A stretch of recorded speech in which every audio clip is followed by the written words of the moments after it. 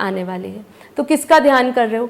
तो हम जब देवी देवताओं को करते हैं तो उनका ध्यान कर रहे हैं तो उनकी शक्ति हमारे अंदर आएगी। तो हम डायरेक्ट परम पिता परमात्मा को जब, परम ब्रह्म परमेश्वर को जब हम याद करते हैं तो हमें उनकी शक्ति मिलती है और फिर हम एहसास करते हैं कि हम ही ब्रह्म समान हैं। अहम ब्रह्मास्मि, मैं ही ब्रह्म हूँ। ठीक है, तो मैं ही उसके जैसा ही हूँ। परमात्मा ने मुझे अपने जैसा ही बनाया है। उन्होंने जब रचना करी थी तो एकदम शुद्ध पवित्र करी थी, पाक करी थी, पावन पवित्र दुनिया की रचना करी थी और आत्मा भी ऐसी पवित्र बनाई थी। लेकिन धीरे धीरे धीरे हम उस अवस्था में गिरते गिरते, अपने संकल्पों के कारण गिरते गिरते इस अवस्था में आ गए कि आज हम अपने आप को भूल बैठे हैं।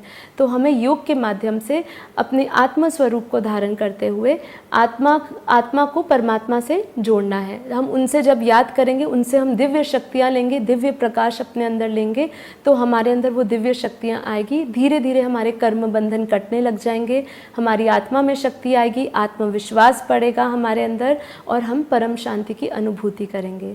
अब हम बात इसके बारे में करेंगे कि इस ज्ञान से हमें प्राप्ति क्या हुई है। ठीक है, सबका लक्ष्य यही है कि हमें मोक्ष मिले। जितने भी आज लोग हैं, अगर अध्यात्म में अपना उन्नति करना चाहते हैं या अध्यात्म की ओर बढ़ते हैं तो उनका एक ही लक्ष्य होता है कि मोक्ष की प्राप्ति कैसे करें। अब इसी ज्ञान से हम समझे हैं कि मोक्ष है क्या, मोक्ष क्या, जब इंसान शरीर छोड़ देता है तो वो जाता कहाँ है, क्या उसका रियल में मोक्ष होता है। इसके ऊपर एक बहुत ही अच्छा एक उपनिषद गंगा का एपिसोड है और उस एपिसोड के बारे में मैं ज़रा सा आपको एक बताना चाहूँगी जिससे आप समझिए कि आत्माएं बार बार जन्म मरण के चक्र में आती रहती है। एक्चुअली में उनका मोक्ष होता ही नहीं है। मतलब मोक्ष मतलब ये है कि आत्मा परमात्मा में लीन हो जाए, वो उसमें समा जाए। ठीक है, वो अपने परम धाम पहुँच पाए, जहाँ से आत्मा आई है वो उस धाम, वो वापस उसी परम धाम में पहुंच जाए। लेकिन ऐसा होता नहीं है, क्योंकि सभी आत्माएं जब शरीर छोड़ती है तो कोई ना कोई उसके अंदर वासनाएं, इच्छाएं, काम, क्रोध, लोभ, मोह, अहंकार से भरी हुई होती है। अब जब आत्माएं काम, क्रोध, लोभ, मोह, अहंकार से भरी रहेगी तो वो आत्मा बहुत भारी होती है, तो उसका सूक्ष्म शरीर ऊपर नहीं जा पाता है और उसके अंदर ज्ञान भी नहीं होता है।